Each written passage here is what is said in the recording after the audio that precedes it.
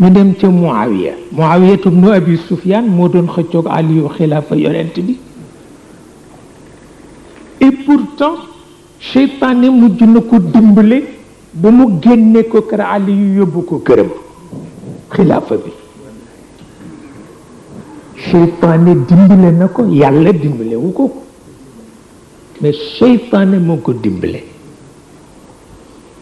ba mu jëlee xilaafa bi ci kër Ali yóbbu ko kër bi muy bëgg dee nag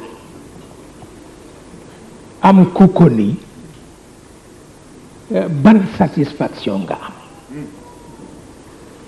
ci intrigue yeeg ruse yeeg yi nga def yépp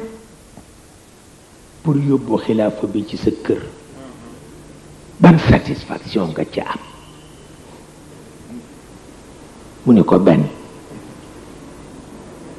mu ni ko lekk naa ci ñam bu góor dootul lekk sol naa ci mbubb bu góor dootul sol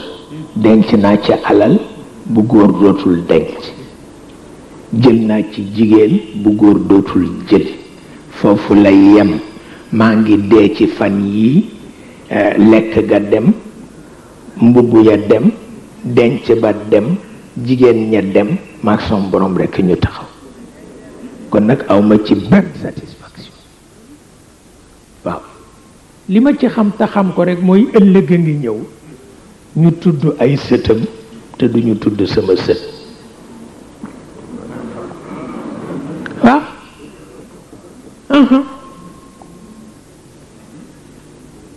ëllëg bés a ngi ñëw ñu tudd ay sëtam kenn du tudd sama sët waaw moom moo doon ennemi numéro 1 bu Ali ibn Abi Talib waaye mboolem